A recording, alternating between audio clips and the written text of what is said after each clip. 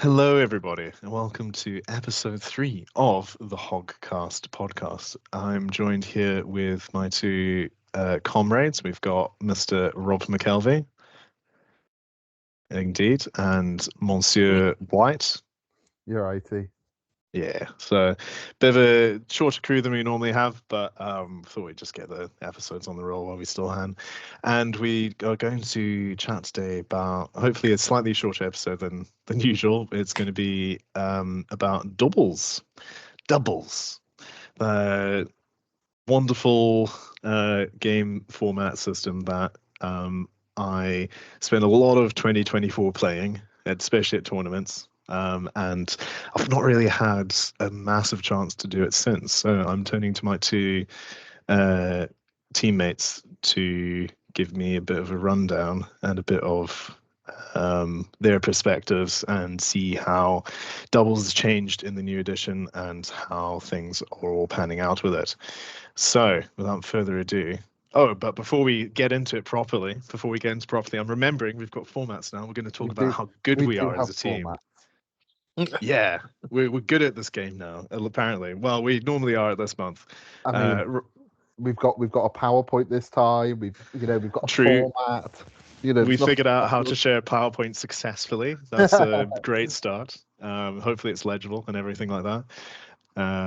Yeah, Rob hits. What's the next slide? Let's see. Next slide is the format, which we've gone over. Fantastic. And once again, fantastic segues as always. Flying through the slides. Flying through it all. But let's get to the grips of it. What are the recent successes that Team Pigvar's been enjoying at the moment?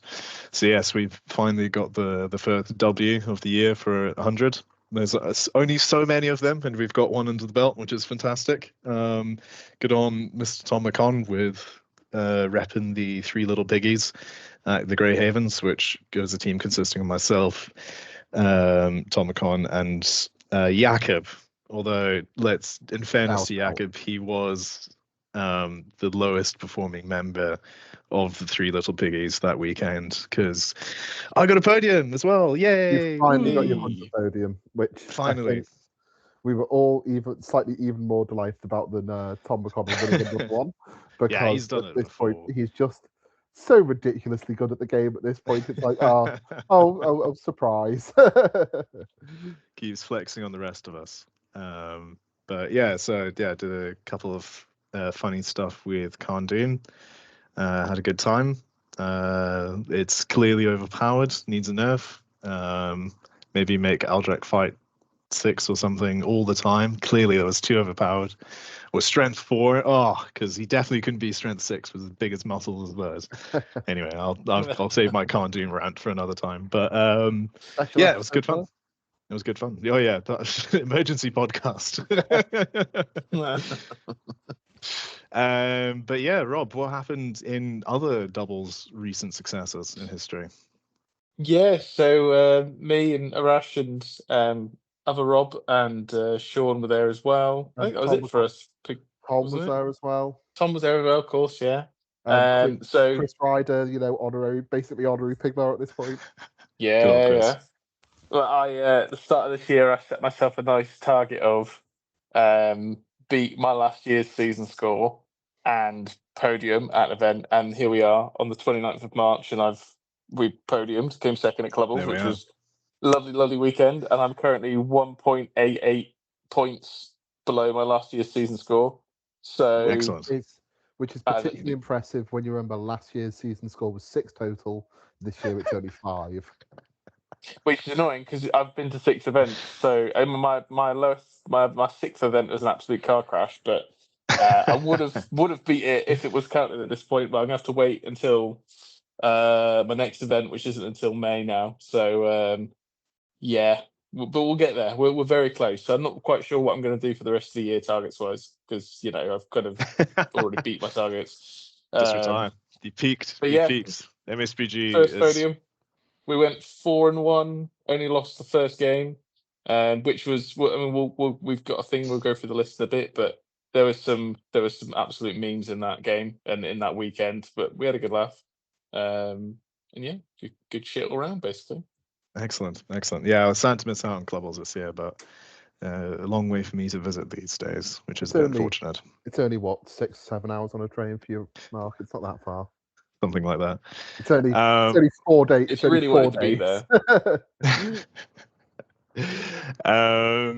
And in other wider news, we're reaching a good score for the team. Already only in 3 months, we've managed to.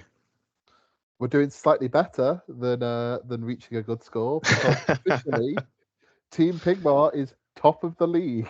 Top of the league. Yay. Good stuff. I don't think we reached top of the league last year, did we? No, we never reached top. We were in kind of like third-ish. But more importantly, we are only 9 points away from crossing the 900 boundary, which we have never done before. Ooh. And because of how scores and stuff have worked, there's still like a 78 or something in the team score. So it's very replaceable and very crossable.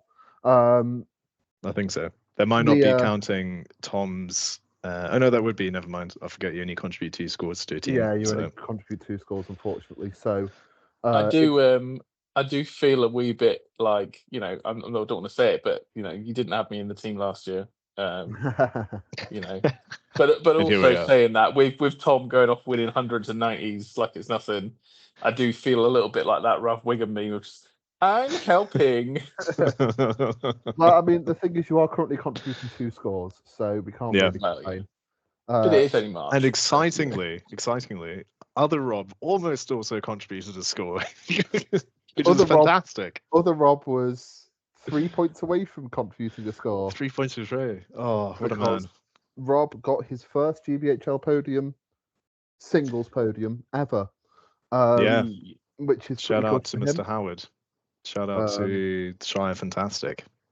Pretty delighted for him. He was using, it was a 5-7-5 plus a free Ranger of the North, and he took Wolfpack and Wolfpacked.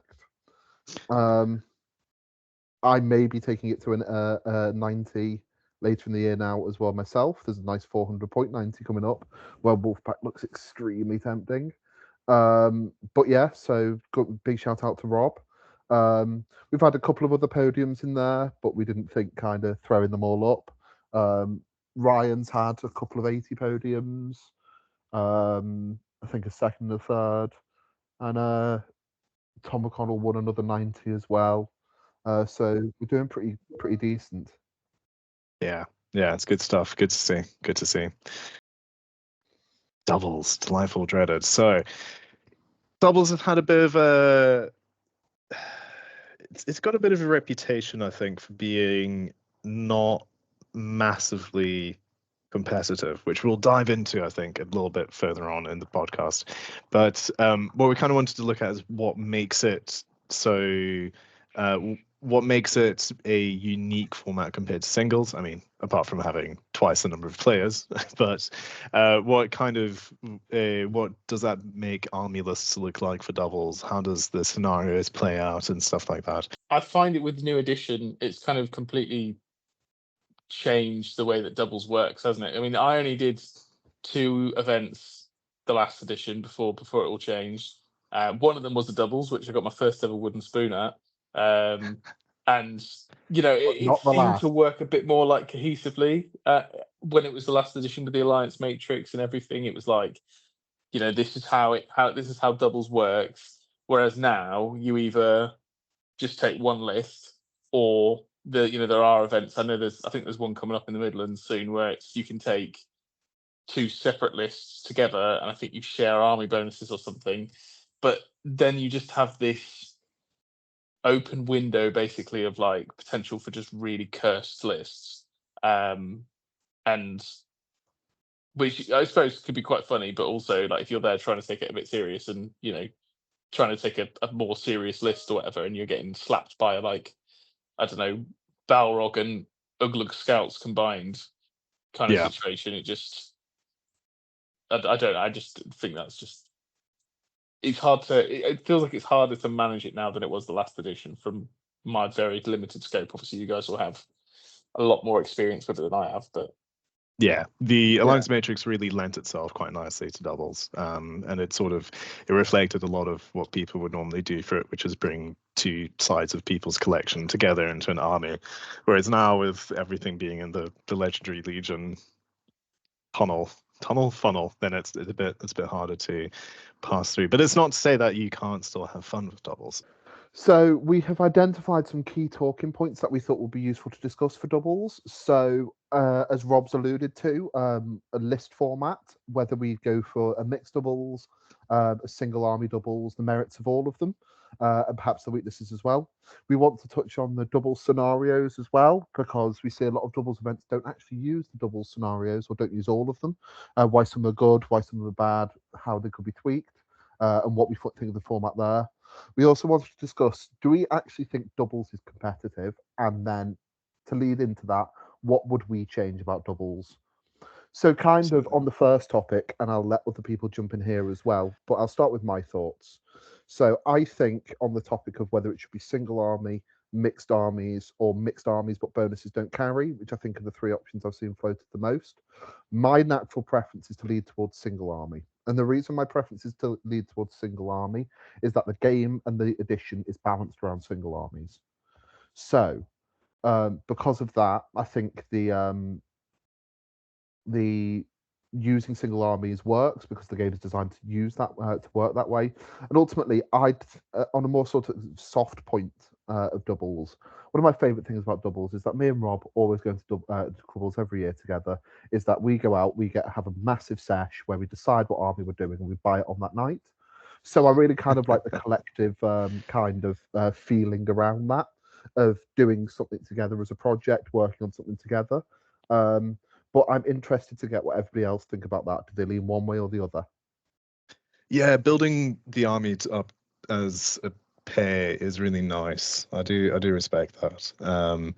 It just feels so. I think there's a lot of fun to be had to look outside of the lens of those legendary legions and try and apply things together in a bit of a mishmash way, which can lead to some very broken combinations. It has to be said. There's the old with giving everybody a banner across the board for Depths of Moria was pretty good. Making everyone move 8 from loads of scouts is really good.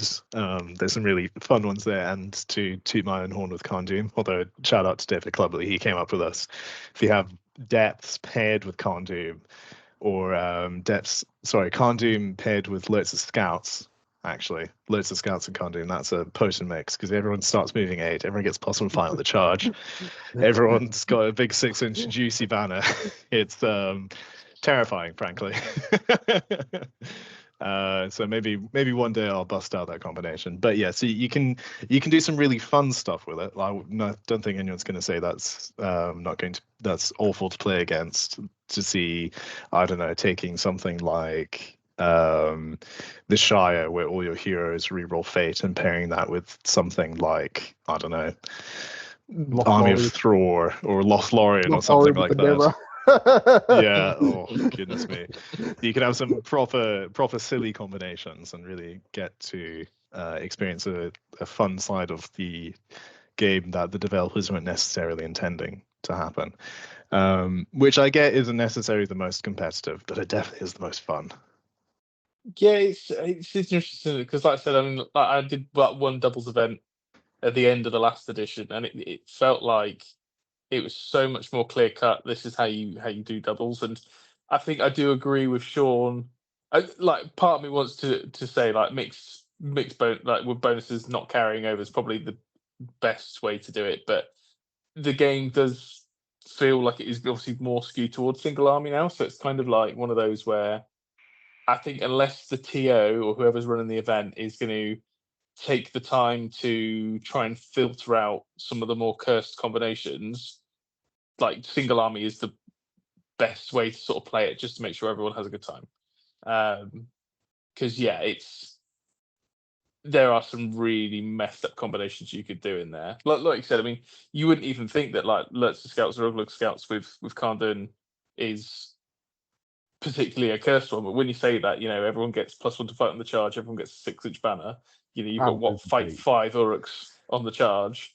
Like, Yeah, what's not like to love? like but Be again, fun that's for me. something that, like, yeah, and the thing is as well is you get a ton of models depending on the points value, obviously, but like, That's true. yeah, That's true. Yeah. that'd be fun. So I think the topic that I wanted to bring up here, and because it's one that I don't think any of us have touched yet, is this concept of mixed armies, but the bonuses don't carry over. Mm. Now, I personally don't like that, and the reason I don't like that is because it leads to confusing situations. Like, is this my Uruk or is this your Uruk from White Hand and Lurtz's Scouts or something? And so on. Is this I'm trying to think of other obvious ones. If it was, I don't know, AOL and Depths might be a funny one to make it dark. Yeah. Or army bonuses where it's like things like the move an enemy model one with the mouth with Blackgate. Something like that. It's like, oh well, they can't benefit from the army bonus, so they are going to pretend that model didn't move. I don't think that necessarily works in practicality, even if it is perhaps, if you wanted to run mixed doubles, the best solution to avoid the busted pairs. Yeah, I do. I do see where you're coming from. I think it sounds like the easiest way to do it, if to make sure everyone's kind of still getting their flavor, still getting all the fun stuff, without making anything overly broken. It would be quite nice to have like some synergies. I think there was a really fun one I did, which was the Commanders doubles we had last year at Warhammer World, where me and my partner Miles we did. Minas Morgul and Blackgate, and there was two armies that really complemented each other quite well. It was still all within faction, where they kind of got a few extra bonuses here or there, and they still played really nicely cohesively as an army. And it just made sense. And I could bring all my models that I'd painted up for doing my Blackgate thing, and he could have all of his Minas Morgul orcs that he'd made look especially Minas Morgul-y, and it worked from that kind of perspective. But you do find those really awkward ones, and I think those are the things you just kind of have to either ban or say the bonuses don't exist for, and that's the ones I'm talking that's going to absolutely mess with the game on a fundamental level, such as depths not being broken until the Balrog takes half wounds. Does that apply for both halves? Does that only apply for the goblins you kill in this half? And again, if your other mate's running AOL, how does that interact with any goblins they kill? Are they going to still be fine? How are you telling which goblins are which? It's an administrative nightmare. Or yeah, anything to do with breakpoints, you just kind of have to be like, listen, either half this rule doesn't exist, or you need to like find some weird legal loophole to get rid of. It is a bit of a nightmare, and I do agree that that's something you need to have a look at before each game or put in your rules pack, which is a lot of faff. It's a lot of faff. I think that's the thing, isn't it? It's like I said, it comes down to how much work a TO wants to put into that sort of thing before, because it would take you a long time to go through all the lists for good and evil and go, okay, what is too cursed? And then also you've got this thing of then, I won't name names, but there's a certain event going around at the moment, doing the rounds on the Facebook page that's banned a lot of stuff. It's a singles event, not a doubles event, but they've banned a lot of stuff and they've caught a lot of heat from the general community for it. And I think that's the thing as well, is if you're maybe too thorough with banning combinations, then you're probably going to end up in the same situation. Yeah. So, yeah. What I would love to propose, and I think this would be a fun thing to do, I've not fully fleshed out the idea in my head, is to just sack off Legendary Legion lists altogether. And you're allowed to take things only purely in faction based on how they're presented in the rules, i.e., your realms of men, like Rohan, anything Gondor, Elven kingdoms, they would all be a thing. And obviously, you then run into things of like, what's the tier of hero you need to have? Now that's in the army lists rather than the things in the on their profiles and things like that. So you'd run into some obstacles there, but I think that'll be a really fun way to do it. And obviously you can make it like, oh, awesome, I'm doing Elven Kingdoms. Rivendell can only lead Rivendell. Thrangels can only lead Thrangels. No one's going to argue that. You should be having Wood Elf Sentinels in Glorfindel's Warband, etc. And I think that'll be a really fun way to do doubles potentially as well. So I Yeah. think the solution there is kind of just to as well move on to my next point of points in a second for doubles, but I think the possible solution there might be to just go back to what old yellow alliances used to be. So if you make it that you either take a pure list and get your bonuses, or if you take two lists and nobody gets any bonuses. I think that is probably the natural way to kind of solve those issues. Because it gives you the best of both worlds, where if somebody wants to take two different lists, they can, but they don't get their army bonuses. Yeah. I think possibly that might be the best way to do it, because there are bits of the lore where you can actually do quite a themey doubles army, but they're not accounted for. So, like for example, the Battle of Azamor Bazaar is not in the books anywhere. But that would be Iron Hills and Army of Thrall. Or it could be, I'm trying to think of other obvious ones. Assault on Doggle Door, if you want to do Lothlorien with Grangewell or something like that. There was there something that was like Rivendell and dwarves teamed up to go north or somewhere. I think there was a Battle Camper army that was based off that from years past. So the Battle Camper one was based on the first age, which was Eru Thingol and the Silmarils, because they had a whole scrap of the dwarfs. The other one that you could do like that would be the battle. Was his second age would be the one where Celebrimbor gets killed, Siege of Eregion. Sure. Oh yeah. Oh yeah. Favorite Rings of Power episode. Oh God, it was awful. Very good, very good. The other thing to talk about on that front then is points for doubles. So what points is the lowest we think we can go and make doubles work? I think it's probably about 8, but I'd also be really interested in seeing a doubles that went down to like 600 points with 300 points each. I can see that. I can see it, but it would, doubles is all about getting your fun toys on the table, right? You don't want to immediately restrict it down to cool. What lists are actually viable at 300 points? Yeah. And I think that's the thing as well of like when you get the lower points, you've got to think about like what's your essentials. Because if you were building like a 600 point list just for singles, you'd be like, okay, cool, we'd have big hero, maybe secondary hero, captains, depending like captain or captains. Whereas you need like, and I think we've obviously, spoilers alert, but we've got the list that me and Arash use at Clubbles coming up. And when we were writing the list, we kind of had this thing of like, okay, the Witch King, and then it was like, do we have Aldrak, or does someone just have like captains basically? Because that's it. Is you want at least 2 decent sized heroes so that both halves of the doubles get to have fun. But then there's also your essential stuff like a captain for marching and things like that. It'll be interesting for sure. It'd be interesting to see what points or what lists would work at like 600-700. But yeah, it would be. I can't think of any lists off the top of my head apart from like maybe usurpers, and it's probably because I played that list too much. I think as soon as you start thinking, okay, what can I take at 300 points? You don't get to do your fun big thing. Although, hey, having said that, I'm now thinking of some combinations in my head, like Elrond and like 10 knights or something for Rivendell. That would be about 300 points, and then your friend can do, I don't know, something else in Rivendell. That's 300 points. Arwen and 300 points. Yeah, I'm sure everyone would be very happy and nice to see stuff like that. So to be fair, actually, I think low points doubles could work. I think because a lot of the double scenarios, I'm sure we'll get into this later as well, a lot of them tend to make you want to split up a little bit. You don't have each half kind of needs to be cohesive and stand up on its own 2 feet a lot of the time, which I think is something you always need to be taking consideration in list building, and 300 feels a little small. But tell you what would be amazing, I think as soon as you're getting up to 900,000, that's really good. That's really good fun.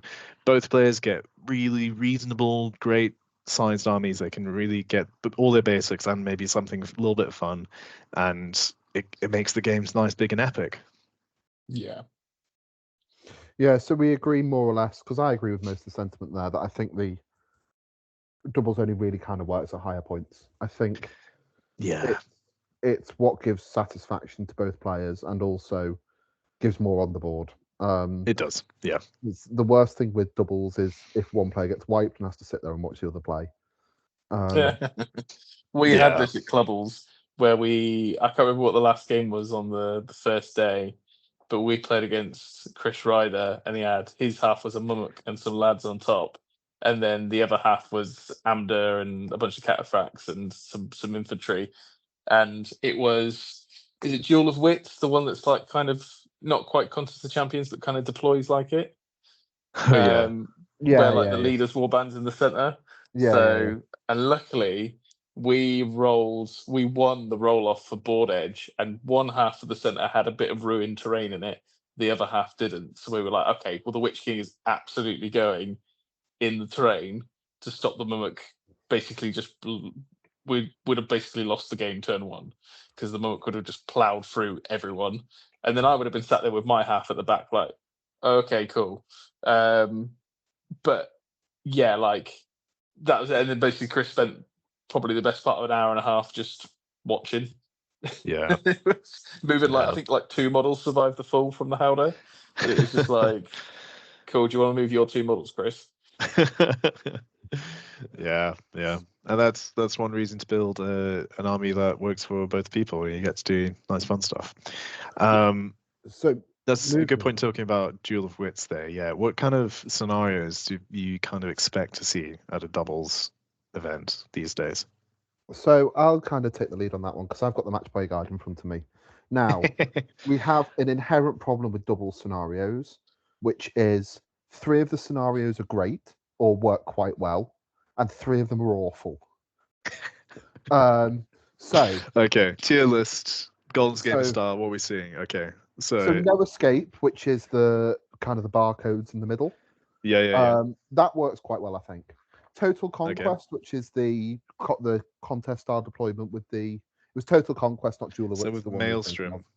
Yeah, with Maelstrom. That works okay. Bit of Maelstrom, not the end of the world. Okay. Then we've got Take and Hold, which is essentially divide and conquer deployment with one central I objective. love that one. That works. I love that one. We've got Clash of Champions, which is fine. It's just contest. But then we get to the fun stuff. Yes. Let's put it that way. Ooh. We've got Cornered, in which, let's just read the fluff for this. With one force surrounded, their allies must fight to save them from the overwhelming forces arrayed against them. So I don't know if we can see quite what that looks like. Let me just turn my blur off, just so we can. None. There we go. That's what that looks like. So what we end up with is one force in the middle, surrounded by the other force, with the other force coming on from the board edge. Now you're supposed to put a terrain piece in the middle of the board for that, which means you either end up with a fortress or nothing. A tree. And the VPs are for having models within the central terrain piece. So if that's my dwarfs in there and it's, a nice little like walled up like house or something, we're sorted. If it's a tree, we're fucked.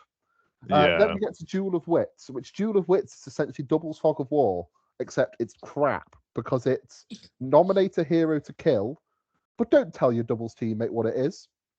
So what you end up with essentially is a situation of trying to not tell your doubles partner which one you're going for, whilst also trying to get them killed. Then there's some bits about getting models to the center and things, but nothing too major. It's mainly essentially doubles assassination.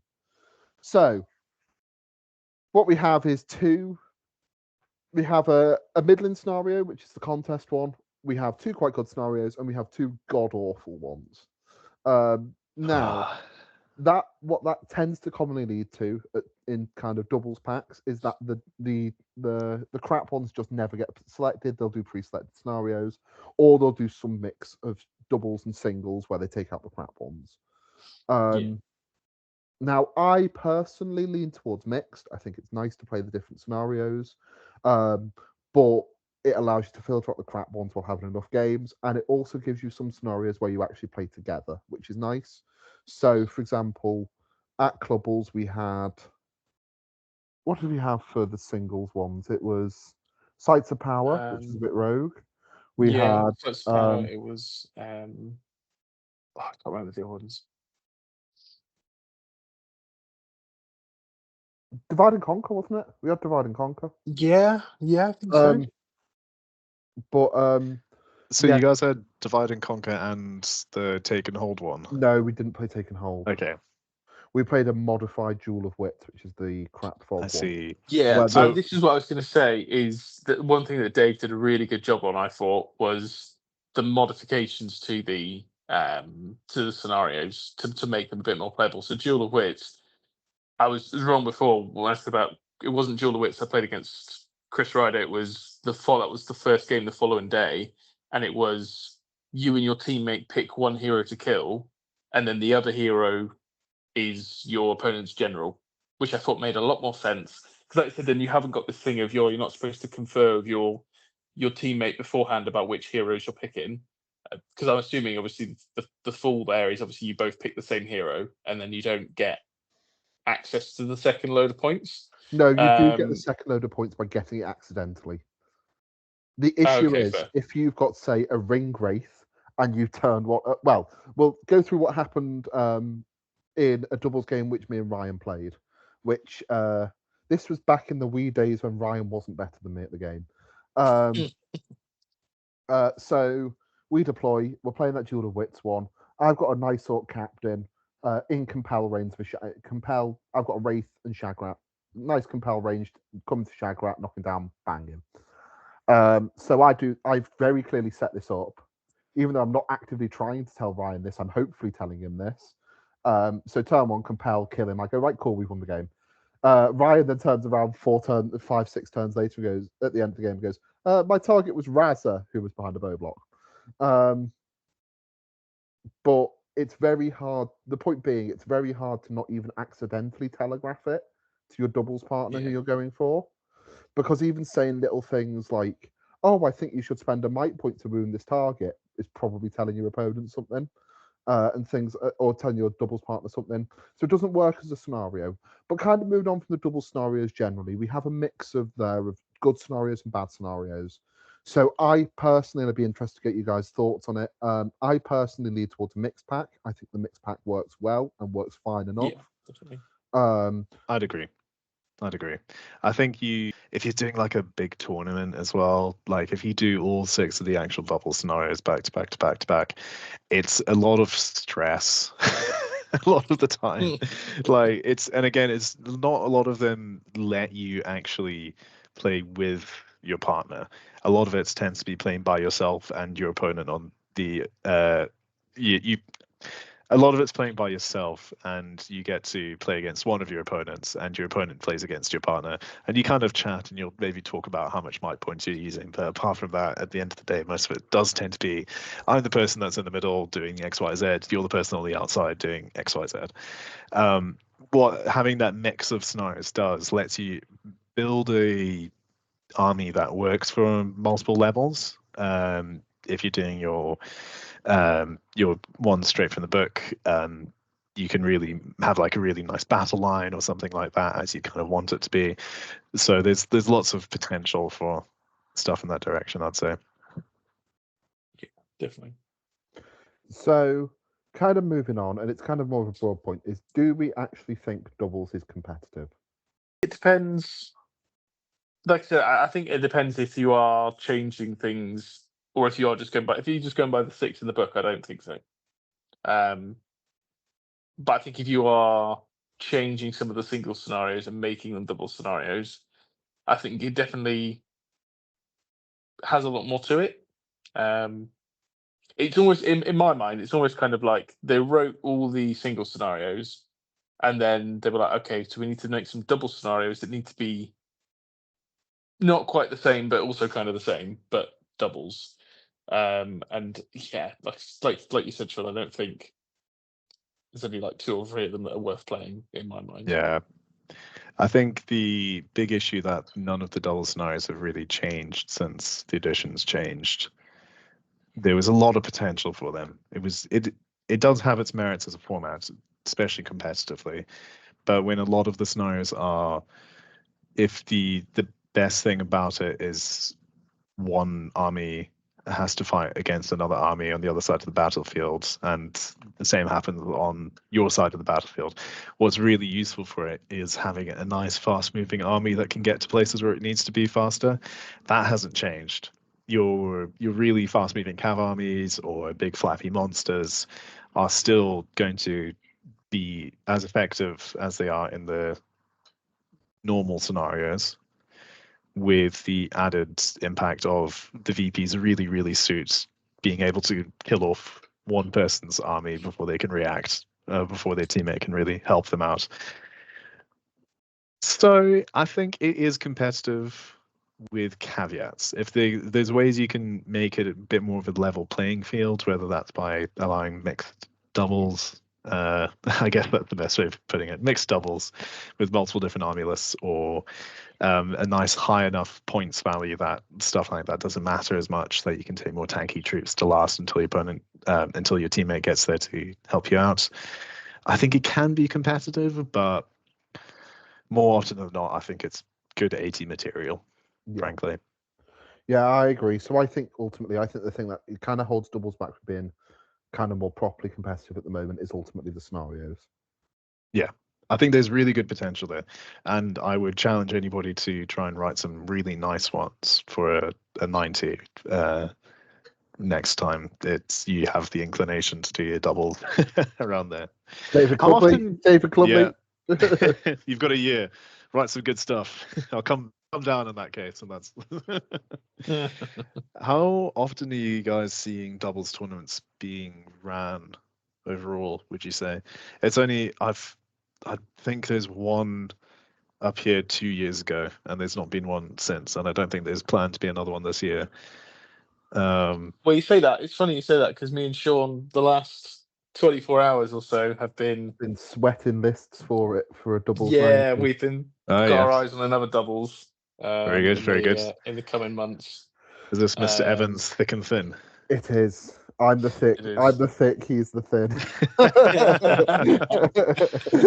I mean, I'll take that. Top I and know there's not bottoms. many circumstances I'm thin these days, but yeah. Very So good. we are looking at that. I think we're probably seeing typically 2 doubles events a year. Okay. yeah. Okay. Obviously, there used to be a lot more before Factorum stopped running events, but RIP. Good old Factorum. I think there used to my be. wooden spoon. I definitely think there used to be more before the edition changes as well.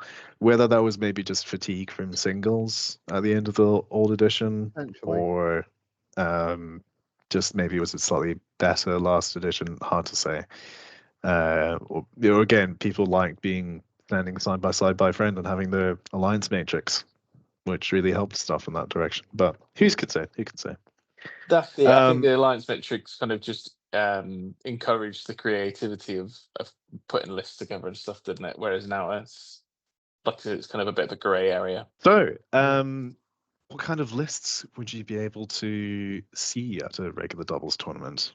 We've kind of pigeonholed a couple of archetypes for the typical lists that you would see, which all kind of fill into these certain formula. Do you want to run us through that first one there, Sean?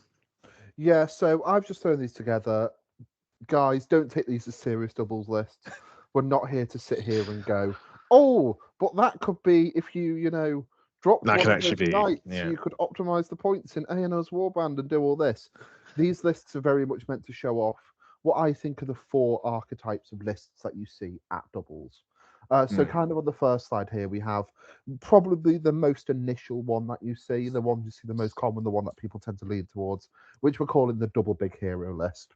So that is, you take a list. In this case, I've done Fornos because it's pretty perfect for it, but it may also be Last Alliance is quite a good one for it. Reclamation of Asciliath isn't bad if you think of Faz as a big hero, but he's kind of middling. Men of the West is another great example of it. A few others where essentially both players get their big hero that they like and then fill in around that. So in this case, we've gone for Fornost, where we've got Aenor and a Rivendell captain, and then Glorfindel and a Minas Tirith captain. So one player would have the Aenor half, one player has the Glorfindel half. They've both got their big hero. They both get to play around each other. They both get to have fun. Now, this obviously, kind of from a play experience, has the pros that it gives both players kind of an equal experience. They both get their big toy. They both get to have fun. They're not kind of sat there watching the other one. And they get to kind of, especially lists like Fornost, but there's a few other lists. The broad lists like Pelennor or Five Armies would also fall into this, where it actually kind of feels a bit like last edition's doubles. So that's kind of list archetype 1. Archetype 2 we have here that we also quite commonly see as the monster skew. So in this case, I've gone for eagles. This could also be bears. It could be Wraiths on Wings if you really want it to be. Now that's a skew. That's a skew. Anybody think of any other really obvious ones? Ents is a big one. Would be another one. Where basically both players are just taking a couple of big monsters each. It's a low model count. It's skewing into that monster attack. But it's kind of similar to the double big hero list because both players are going to have a monster hero. But it's much more specialized than kind of like the double big hero with some lads. I think the monster skew is quite an interesting one because it really breaks down doubles into what it tends to be, which is 2 low point armies fighting off against each other. So something like Radagast Alliance, where you've got 3 models, you've got 400 points fighting 400 points directly. Guess what tends to be gooder at lower points? Your big slappy monsters where there's not as many answers to them. Yeah. So the monster skew does work quite well for that regard. Yeah, absolutely. I'm quite a big fan of the double big hero. I think that makes the most sense to me as being the most fair. Like no one really wants to see Sauron and then Orc Captain as the 2 like big heroes. No one's really game to do that, unless maybe you're like swapping them up halfway through a tournament. But I don't know. That doesn't sit right with me. You need to have two big slappers. That's what I say. I think it's also fair to talk about some of the cons of these lists. Now, if you're playing competitively, the first list there, the 33 model one, is fairly likely to lose to some of the lists on the next slide. Which is, next slide, Rob. I can't see you. I'm just going off true. whether you're going to say anything else. That's what we call in the business an audio cue. These I wouldn't call them the negative play experience, the more negative lists of doubles, but these are kind of the other options of doubles lists which are perhaps less fun for most people involved. In that we have the first example, which is the one I've called it the one player has fun lists. These are things like, in this case, I've gone Depths of Moria, where one player has a Balrog, the other one has 4 Goblin captains. But it could also be, for example, Minas Morgul, maybe, where one side gets the Fell Beast and the other one just has Orc captains and Taskmasters. It could be Barad-dûr. It could be, trying to think of other obvious examples of this. Eagles. It could be, Eagles is a weird one because of warbands. It could be. That is true. And depending on points limits. You could put Reclamation in that bracket as well, I guess, if you think Faramir is nowhere near as fun as having Boromir stuck around. You could put Men of the West into that bracket if one side gets Aragorn. Yeah. But that's more easily balanced because the other side could have a Gandalf the White or a Gwai here or something like that to counter that. The second list archetype that I put up here is what I call the spam shitters. In this case, I've gone for usurpers. I've got a 68 model usurper list. Frecker 2 chieftains, and then second half is Wolf 2 chieftains. Now, the problem with this list is it's really good in singles. It's essentially a singles list that has just been transported into doubles. Now, it's way too many models on the board for the... And this is where I was kind of leading to it before. It's way too many models on the board for the 2 fun big hero lists to deal with. Because if you've got 33 model Fornost and somebody puts 68 usurpers in front of you, you probably lose. Yeah, I think Yeah. usurpers, especially because of the +1 to wound against heroes. Like, Yeah. you got 68 models. Just Glorf can just do what he wants to do all day. Eventually, he's gonna fluff and not roll a 6, and he's gonna be out of might or out of banner range. And yeah, usurpers +1 to wound, wounded on what lads are wounded on 5s. You know, depending on how many lads you've got in there. Like if it was, like I play usurpers a lot. Terror permitting, I would be like getting at least 4 lads with spear supports on him every turn, trapping him, and then you're just waiting for him to fluff a roll. Roll a 3 high and only have like 1 point of might left or something. He's got his Lord of the West, I suppose, but yeah, at that point, you're however many dice needing 5s, he's probably fucked. Yeah, 100%. Ugluk Scout probably also falls into this one. Ugluk gets a similar model definitely. count, but it's just a spam list. Now, these lists are probably the ones that, although they're probably good, you probably want to avoid in doubles, because ultimately one player has a Balrog, they're having a good time. The other player has 4 Goblin Captains. Yeah. Or the body count one. Now, not that there's anything wrong with bringing these lists inherently competitively, especially the Usurpers one. I think the Usurpers one could be potentially very, very, very good in doubles. Because, there's also, 6 Crebain? There's only 5 in that one, but 5. how bad you are at building these lists, Sean. Yeah. Say that, I don't ever take more than like 6 Crebain, even at 800 points, because who wants to fucking fight birds? It's boring as fuck. But you'd be surprised. Yeah, these lists are probably generally better because they're essentially singles lists that have been transmuted. But that doesn't make them a good experience for everybody involved, and I think that's worth bearing in mind. Yeah, that's probably fair. It's kind of the opposite of, oh look, I put all my toys on the table. It's, oh cool, I put all my toys on the table. Yeah, but all my toys are completely completely irrelevant, and no one wants to see them. That being said, I think you could have some fun stuff with spam. Maybe not. Yeah, I'm trying to think of like what maybe good equivalents would be, and the one that immediately came to mind was like Battle of Greenfields. Imagine doing that at 800 points in doubles. Well, the good one that would be a little bit spammy is Minas Tirith. Yeah, that was an interesting list last edition. Something you can't really see that much this edition. Well, you could go something like Denethor Hurin or Denethor Irolas, and then like Faramir and a captain, Faramir and Ingold. Yeah, Ingold, that's a fucking. You'd still I guess probably, that's you get into the 50s. Cheeky Knight of the White Tower, 50s. Maybe. Yeah, Knight of the White Tower. So you'd probably get into the 50s. 50 seems a stretch, but in true. that I'm thinking of horses and things like that. So maybe if you strip past them back, then not as good. That's true. Faramir on a horse with some knights and then a warband. The thing is ultimately what Denethor and Irolas are 100 points combined. Irolas is 65, 115. 115. So then you get in if it's a 800 point doubles, you get in 285 points worth of blokes. Yeah. You probably have 25-ish models in that half alone. Yeah, that's true. But yeah.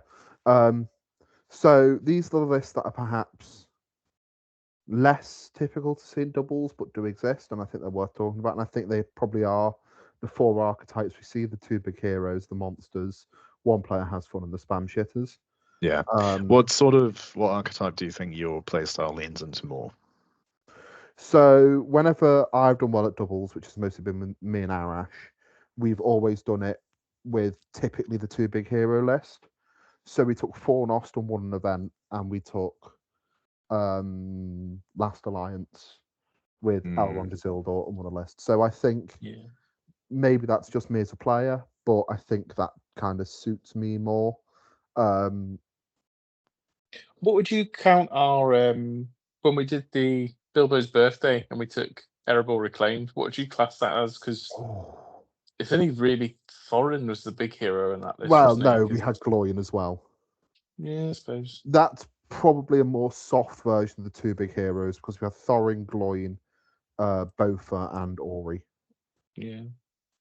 Loiner's definitely he is big mid tier. He's sort of that tier of Faramir as well, where they're Yeah. kind of roughly the same Yeah. points and they do the same job as being the second big hitter. One's not quite as good as the other, but they do kind of fill that same role, and they kind of make sure both people could have a lot of fun. And hey, Rob, similar to yourself, Mr. Witch King and Mr. Muscles, Aldrak, two very similar big heroes doing two very Yeah. different jobs, but both having a good, nice tech piece for you to really lean into. So do you want to break down the list that you took to doubles? That was a similar vibe. What kind of so we've already established it's going to be a two big hero archetype. How did it work out for you? Yeah, it worked really well. I mean, I think the thing is, you've got the Barrow-wights, you've got the Witch King, the Witch King had the Morgul Blade as well, which is kind of a definite at these points. You've got your Witch King can be a fairly big hitter if he needs to be, but also you've got Aldrak and a big hitter, free combats.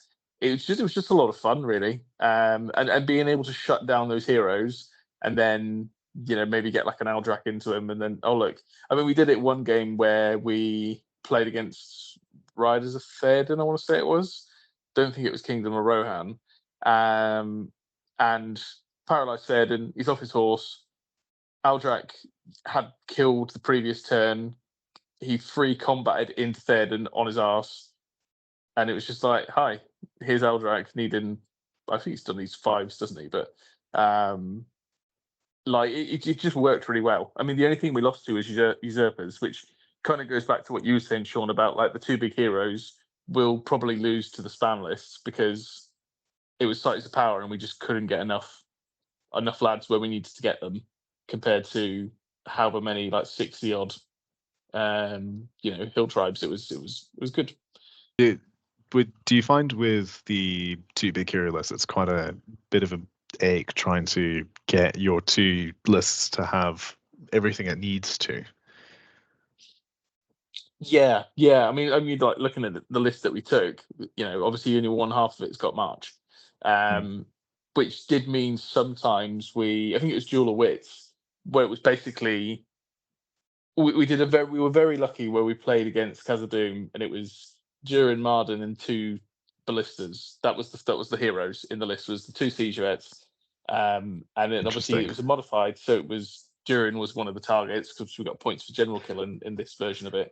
And then I think our opponents kind of assumed that we weren't going to go for Marden, we were going to go for a siege vet because they're so much easier to pick off. We were like, well, no, we're going to go for Marden because they're going to think that we are going to go for a siege vet. But it basically meant that Arash kind of like immediately engaged one half of the army turn one because they both deployed on those lines. I think Arash deployed, they deployed Durin's half.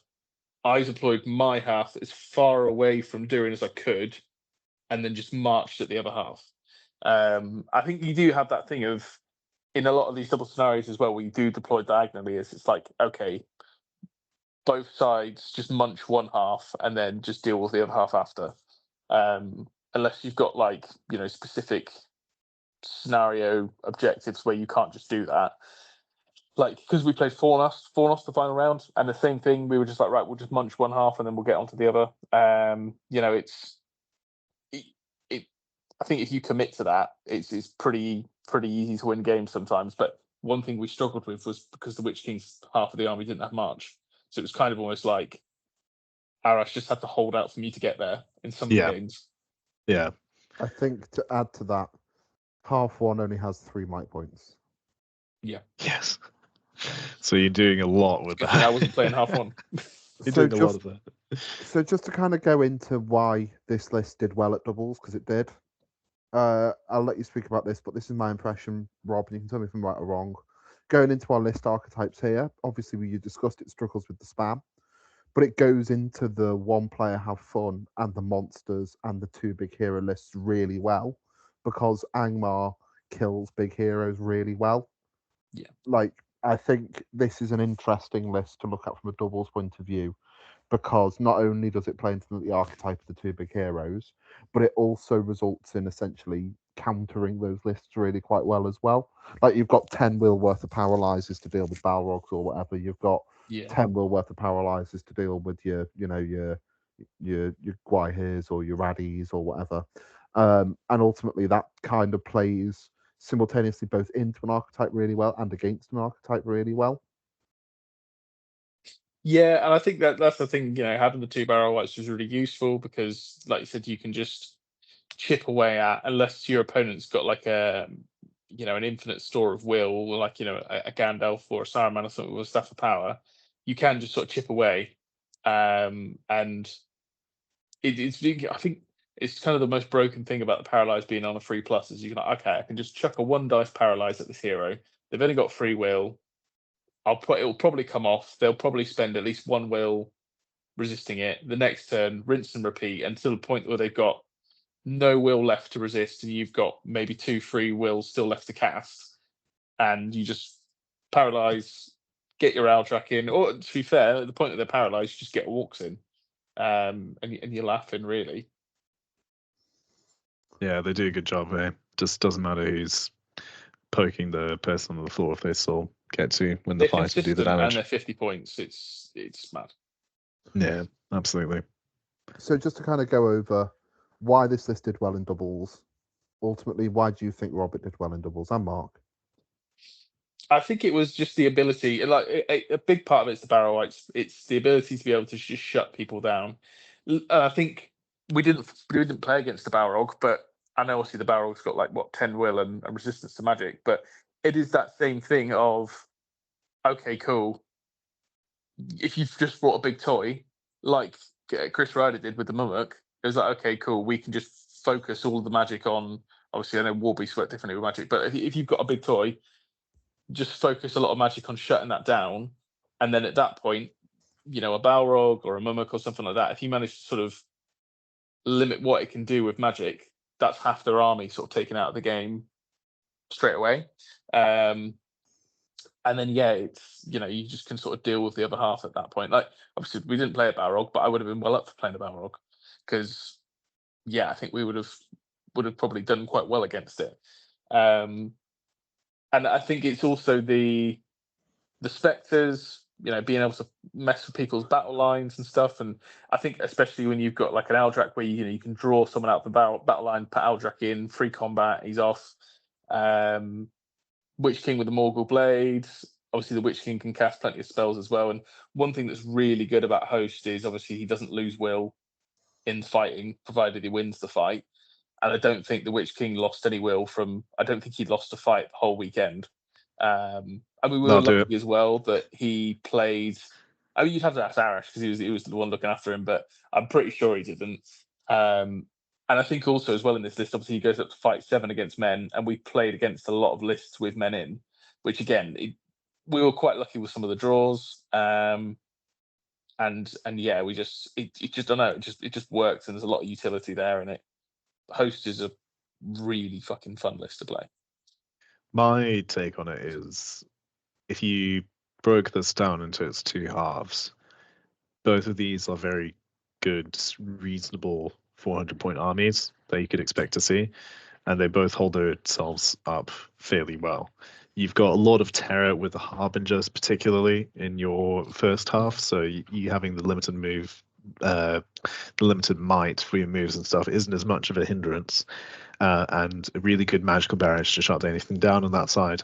And then the second half being, what's that, 28 models, I think it is? It's in that ballpark, isn't it? Yeah. With a good amount of might, with a bit of magic support, and a fairly choppy hero. They complement each other quite well, I would say. Just on another note, I think this list would absolutely hate what me and Rob are cooking up for Dewey's doubles. Ooh. Yeah, it would actually. I think it would. Bit of suspense there. Bit of suspense. Yeah, Interesting. definitely. Love to see it.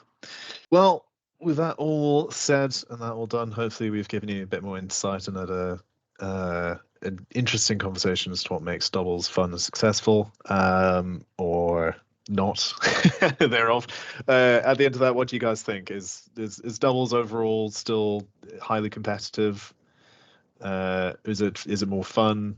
What's your overall take on it at the end of it? So I'd say it is very fun and it's very different. It's very unique. I'm glad we're only playing 2 doubles events a year now, not like 6. But I do think it has potential to be very fun. I think there is potential for it to be competitive as long as the TO is good. Yeah. But I think it needs to perhaps, maybe avoid the pitfalls of problems with list selection and scenario selection. Yeah, absolutely. Rob, any final notes? Yeah, I think it can be competitive, but I think it's more about fun. And that's the thing, isn't it? Is you want to team up with a mate and you want to have a laugh. You don't.